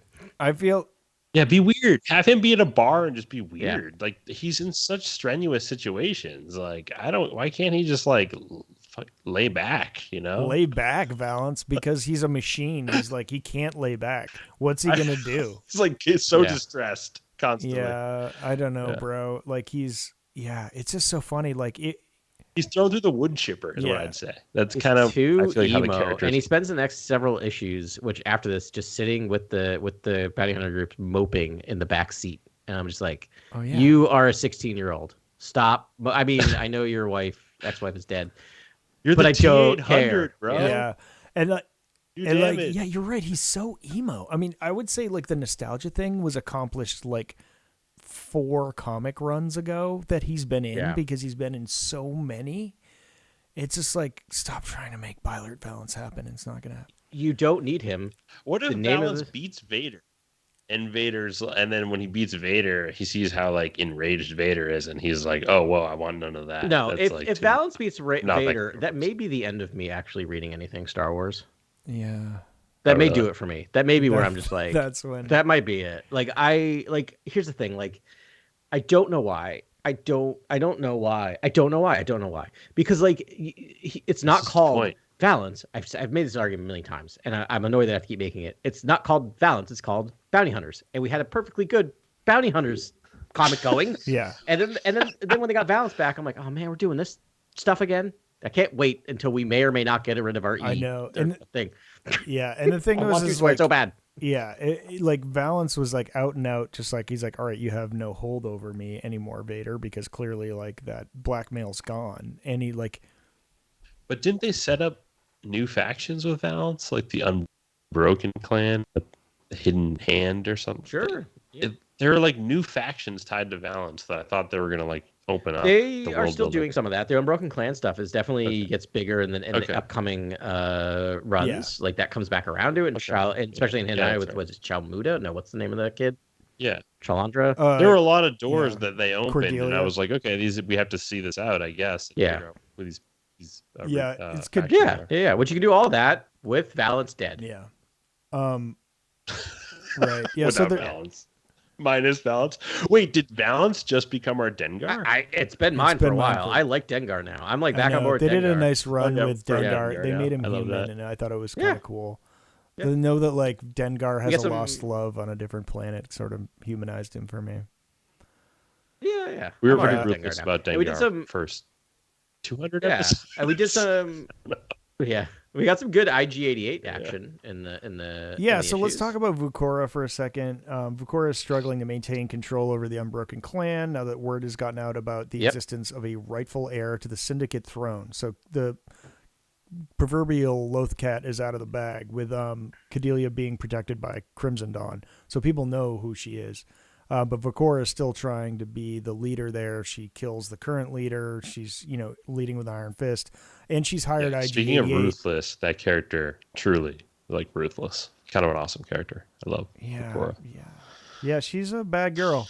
And, so she's hiring IG-88 to just murder other syndicates. We get to see the, systematic destruction of the Sun Tool Pride. Which is a bunch of Rhodians. And we learned about this. We did an episode a while back about different... I think it was a pre-episode to Boba Fett where we were talking about different crime syndicates that could show up. But the Sun Tool Pride was a Dark Horse one. Right. And and so Cordelia destroys them with IG-88. And we don't know what IG-88's next mission is, but he's out there. But a lot of that, Vukora's been a big part of this Bounty Hunter series, and she's still vying for power. And she really likes cats. And I was gonna say we get a lot of backstory in these issues with building off the last arc where she killed what's her name? Neku? Is it Neku? I can't remember. Yeah, Neku. Is it Neku? No, that's Neku from Survivor. It's that cat from the from Attack of the Clones. From episode 2. Nexus. Nexus. Oh bro. Oh no. Sorry to ground it to all.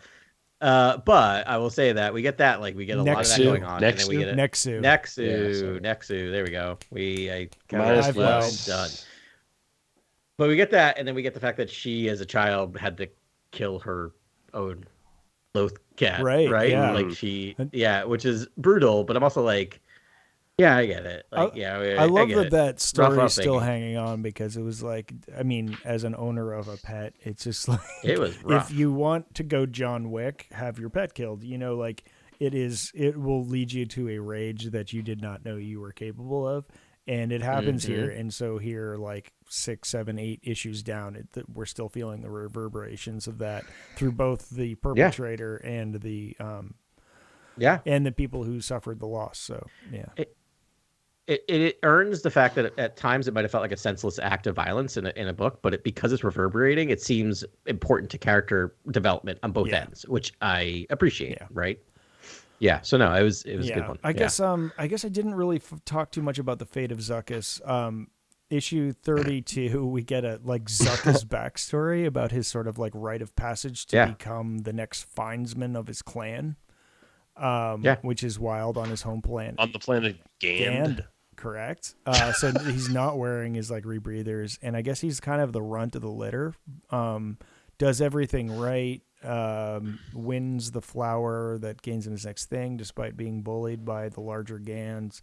Then defeats the Chimera, the Cormac, that, and still doesn't get the accolades that he deserves, so he goes out on his own. So we get this sort of backstory, and essentially all they're doing is they're being pursued by none other than our Inferno Squad from the Battlefront 2 storyline and accompanying novel, Iden Versio and Company, which is a really cool tie-in. I'm glad they did that. They're a really fun faction. And I know the next issues are going to be the whole next arc is about Inferno Squadron. Yeah, so, pretty wild. Exciting. But this issue 32, the end of this arc, is them just escaping through this. What is it called? It's called a force wave. A force wave released. Yes. Yeah. So in another parallel story. That ties into Hidden Empire, and boy, does it reverberate through a lot of the other comic issues later on. Weirdly, it's interesting how this this is part of the issue. No pun intended. You have when you have a multi-part overlay. Yeah. This is 6 months ago that this happened in Bounty Hunters, and there are things happening right now in Vader, I think, that deal with this force wave. Yeah. So it's all over the place time-wise, which I'm like, please stop doing comic crossovers. Yeah. And this is not Star Wars. This is Marvel too, because there's delays and then everything lines up weird and then it just doesn't make sense. Yeah. But anyway, I'm looking forward to Hidden Empire quite a bit. I've already sort of dipped my toes into it, and I'm like, that's sort of where all these comic arts are all angling towards Hidden Empire. That's really going to be the sort of Avengers Endgame sort of culmination of a lot of these story arcs. So that should be pretty cool. Yeah. Yeah. All right. Should we finish out with Vader? Let's do it. Let's finish up with Vader, man. All right, let's jump to Vader. So we did Vader 24 to 28, and that starts with Old Friends, and written by Greg Pak. Marco Castillo is the artist. Carlos Lopez, the colorist. Species. Joe Caramagna is the letterer, and the rest of the issues: No Calm Before the Storm, Into the Sand, The Queen's Heart, and Shadow in the Fire. The artist is Raphael Ienco, so just the artist changed up, but I believe that is the complete arc of what happened on Gabrador 3.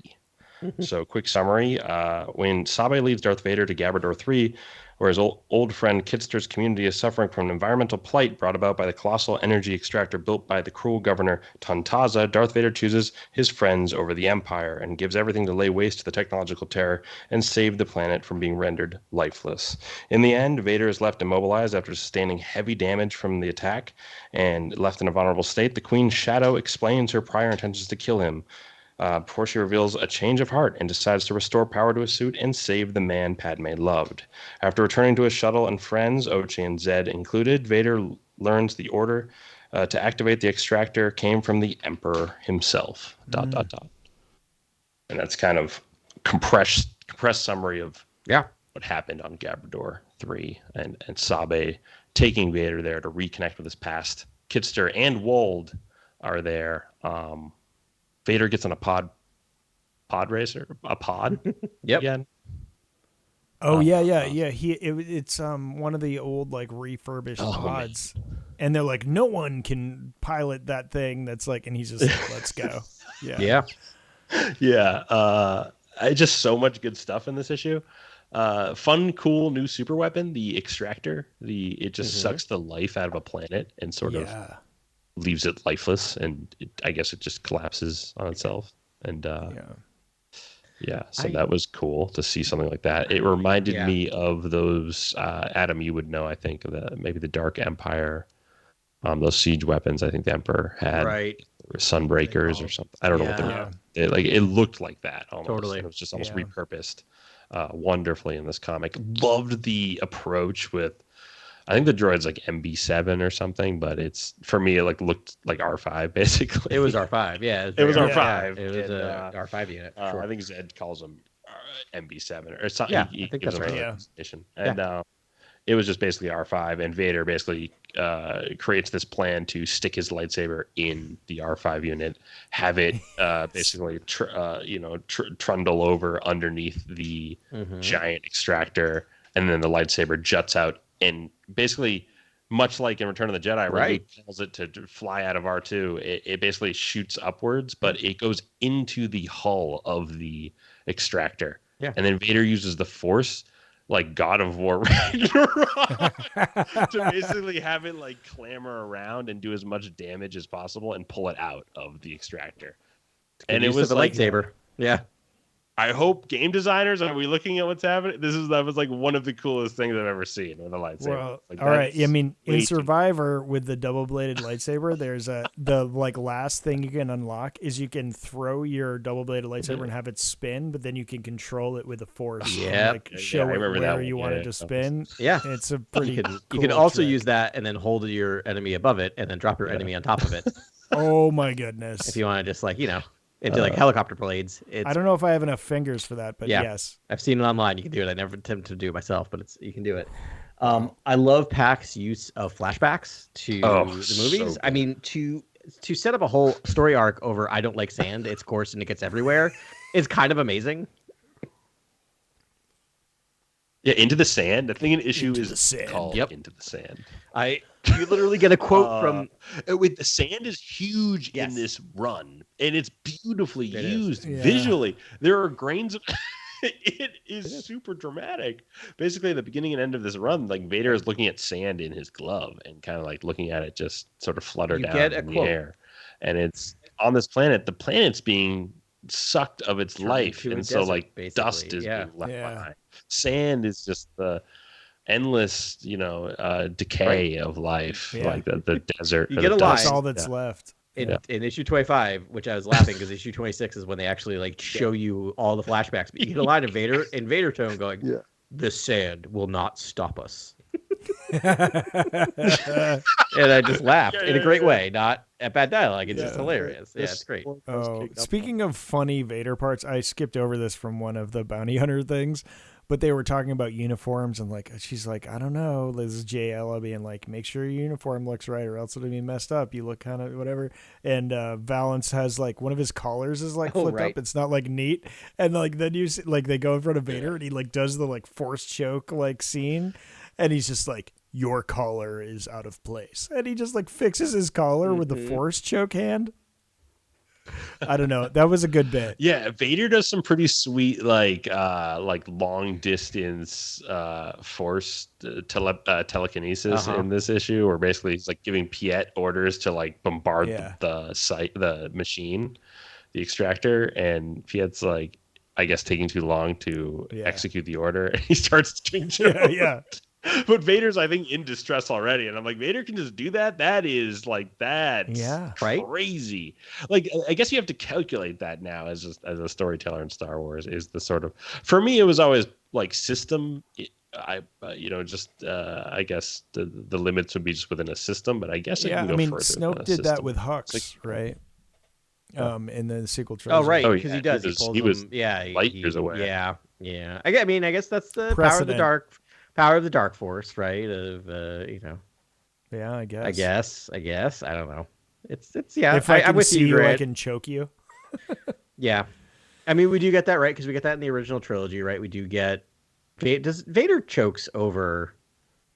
Yeah, in Empire he chokes over comms, right? I thought he was still on the ship, but just in a different part. But still, I thought he was on the ship, but it's still within system. Like it's still close. But I think you're right. I think it's within system. And Palpatine can he can sense things going on a planet on the other side of the galaxy. I mean, I'll always take it. I will always take a rule breaking use of the Force sometimes because it keeps it unclear and less clear. So sometimes even if I'm like, even if it challenges me, like again, one of my favorite quotes though is "That's not how the Force works" by Han Solo. Yeah. But like at the same time, I'm like, no one knows how the Force works. Right. Exactly. Exactly. Yeah. No, I love the more you can obfuscate the Force, the better. And that's, I mean, we were talking at a extent about Dawn of the Jedi and New Jedi Order, but I hope they both serve to obfuscate the Force more.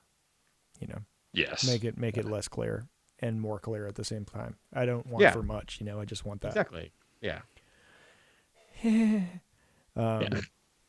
Human stories, but just the forces involved. Exactly. And it's like, we don't know. It's a mystery. Just let the mystery be mysterious. And don't do something wild, but push boundaries, change things. Sometimes it works, sometimes it doesn't. Depends on situations, the person, the connection. Who knows, right? Like, right. Don't make it clear. Do not give me a 400-page novel of like this. These are the exact rules of the Force, and then I'm out.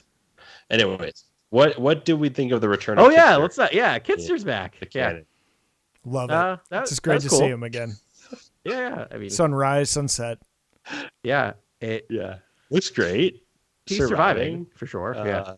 Wold's there too. Nostalgia bombs. Pretty cool. Still pod racing? Kitster's still pod racing? Yeah. Wow. I mean, go with what you know. I love that Kitster's reaction is like, I got saved, but mostly just because she was there. Like it was less of that. Like he didn't feel there was any like sympathy for him. It's just it was like I was just like happened to be lucky to be in proximity with the girl that looked like Vader's ex-girlfriend. Yeah. And then Zed and Ochi are like almost comic relief. I love those characters.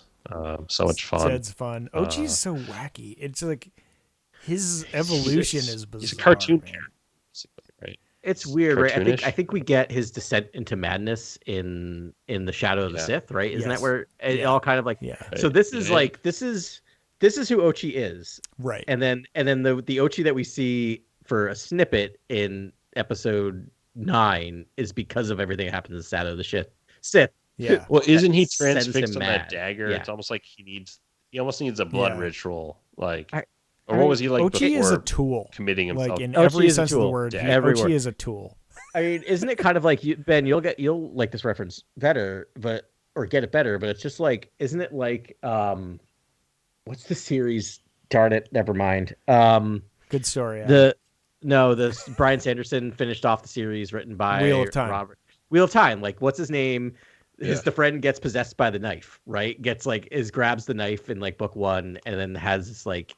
This like Padden Fane or or there's that whole Cawthon. Matt right gets the knife and then is kind of like has it whispering to him and he's just getting like more and more poisoned by the knife, right? It feels like they're doing the same thing with Ochi, right? As the Sith blade kind of possesses him and demands blood, he's losing his mind. That's exactly right, actually. That could be a direct pull where it's like the poison knife. But is he pulling it out and having those beats though? Like what's that?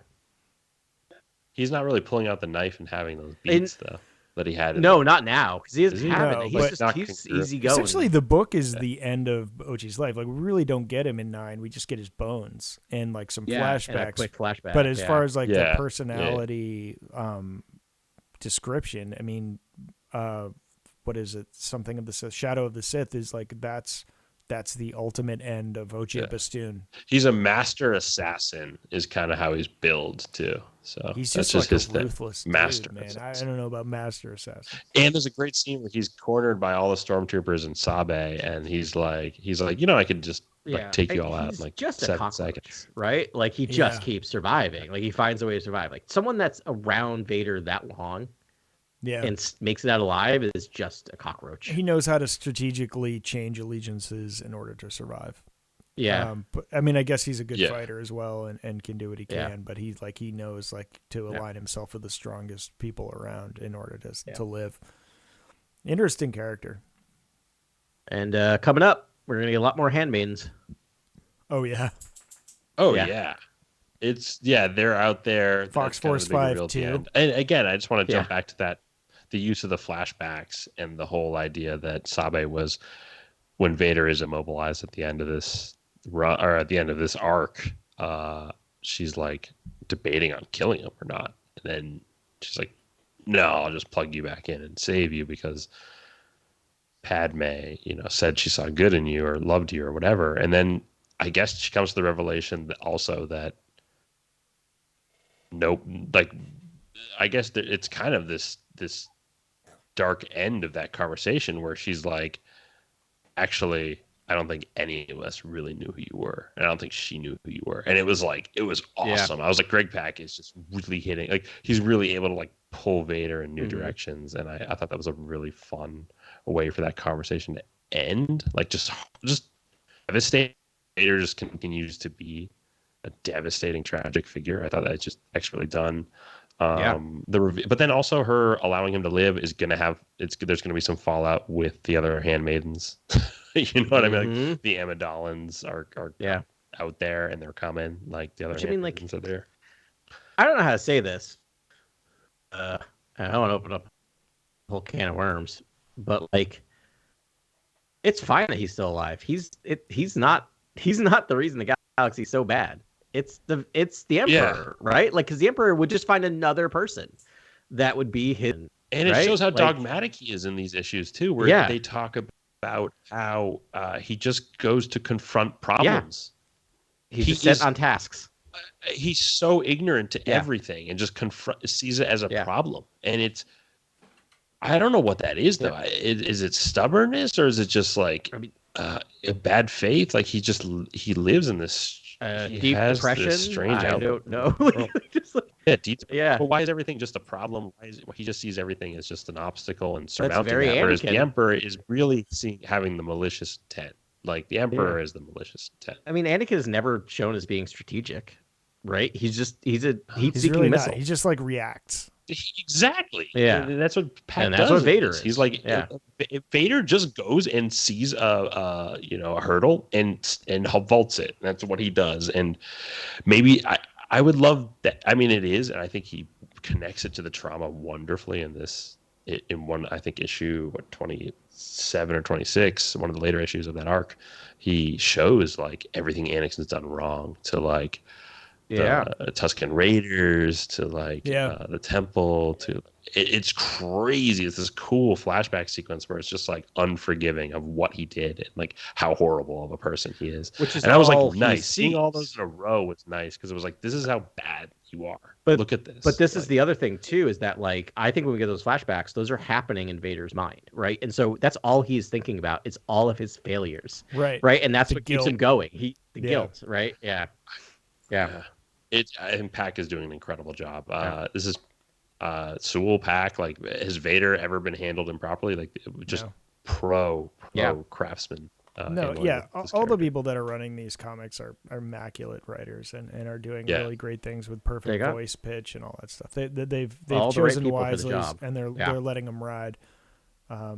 There's something to be learned there. I mean, I really hope that Lucasfilm leverages these great writers to do more things. I mean, I love comics that's keeping them busy and they're making great comics. That's great in and of itself, but they could be doing a lot for Star Wars in the future if they choose to have them do live action stuff or whatever.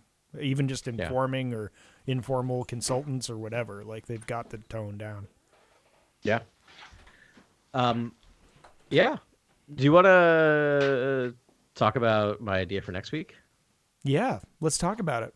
So we could do a lot of other stuff, maybe a little freeforming, but one thing I want us to cover next week, and I want to talk to the listeners to give them their homework, and I'll text you guys so you have it down, because it takes a little bit of hunting to do. It's where I want us to read another comic. It's on the Marvel Unlimited app, but it is a short story in Star Wars Tales number 19. All right. And the name of that short story is Into the Great Unknown. It's a 10-page story. And that's all I'm going to say. And it is relevant that we do it next week. And that's what we're going to do. No spoilers of what we're going to read for you or the listeners. But we are going to read Into the Great Unknown from issue 19 of Star Wars Tale from 2004. So it's non-canon. It's old EU. Okay. But we're going to read it and have a fun discussion. You have your assignment. Tales of the Jedi? Yeah. Star Wars Tales. No, Star Wars Tales. Star Wars Tales. Okay. 2004. I was. Yep. Whoa. I was like my 90s, my inner 90s. I will text you all the link. It's a 10-page short story that is relevant to next week, and that's what we're going to talk about. We can talk about other things as well, but that is one thing that I think we should all talk about. Okay. That is all I will say. Wink, wink, nudge, nudge. Do you think it'll be another hour and 45-minute podcast? No, or... I think that will take us about 15 to 20 minutes. So we'll talk about whatever else we want to talk about for the rest of the podcast. But, okay, I love it. I'm really happy to be able to catch up on these comics. I hope you found this enriching, or at least we're given some knowledge about what's going on, because there are a lot of tidbits in there that are really important. Why does Luke Skywalker wear black? Like, what does Vader care about? Like, where does he draw the line between light side and dark side? And, you know, how involved, like, how did the rebellion find out about Death Star 2? And, like, you know, these are massive, massive things that are going on. I just think the comics are vitally important, and I want to give them their due. And as listeners, you know, if you don't have time to read the comics, hopefully this helps you out. If not, we just talked about a bunch of weird, blathery, like Star Wars stuff for 2 hours, and hopefully you enjoyed it. But it's also enough that, you know, if you think it's interesting, read them, because there's more going on than what we talk about. Like, you get more depth, so it's definitely worth reading. No, there's such a fun run, and you know, you can get an annual subscription for like $70. I know it's like another subscription to Marvel Unlimited, but you get all the comics in the world. And it's like, even if like you're like me and you just read Star Wars comics, there's a lot. There's so much. And it's so fun. It's just so fun to like imbibe these things. And I do them all digitally. But just like the graphics are amazing. The stories are amazing. The characters are so fun. And this is canon. This is happening. Like, everything that's going on there, like, is just as important as feature films, live action series. So, please check it out. And it's a little daunting too. It's like, what's a Minoc? What's a Wampa? You know, I don't know what those things are really. And when I'm, you know, reading a Star Wars story and they bring up a new word or a new creature or a new funny, you know, alien world or something, I just let it. It's fun. I let it slide. It's just a fun thing. I don't really like. It's not something you really need to learn about or know about. Star Wars is fun, and everyone should just have fun taking it in if you like. The other thing I'll say to pitch, you know, Marvel Unlimited to people, is that, you know, when I teach my criminology in pop culture, I actually do a section on comics and comic books, and I have them read a few comics. And one of the first things I have to do in my lecture is actually do a full class on how to read a comic, because for people who have been doing it forever, it's very intuitive, natural. Yeah. But if you've never read a comic before, it can be intimidating. Like, there is a flow that's not your left, right, natural flow. It's sometimes confusing about where to go. And one of the great things about Marvel Unlimited is you can remove all that by it'll go panel by panel and bring you around how to read it. So if that's your barrier to entry, is that you're a little like, it's overwhelming and I'm not quite sure how to approach this, you can do it, and it gives you a tour when you open it. It'll show you how to do that, where you can just read it panel by panel. It'll show you how to read it. Yeah, you pretty much just double tap on a panel, and then you're into it, and then that's how it goes. Flip, flip, flip, which is fun. Yeah, it's a really enjoyable experience. I've been like every night I've just picked a different arc and have just sort of caught up on all the ones that I've had accessible there, and it's been great. Yeah. Yeah, don't sleep on the comics. Yeah, it's been a really fun podcast. I hope Grex doesn't yell at me too loud next week. We'll see. I think you should just relax. Yeah, definitely. Well, that's not my problem, apparently. Nope. I'm ready to send the notice, guys. Yeah. All right. All right. Let's go. Yeah, it's been a blast, y'all. Thanks very much for listening to us this week. Sorry about last week. Yeah. You can feel free to email us and we'll give you a lot of excuses and blathering. Yep. But we will talk to you next week. And as always, may the Force be with you. This is Grex Kondak signing off. For the latest breaking news, follow @CoreWorldNews on Twitter and Instagram. Thank you and good night. Remember, the Force will be with you always.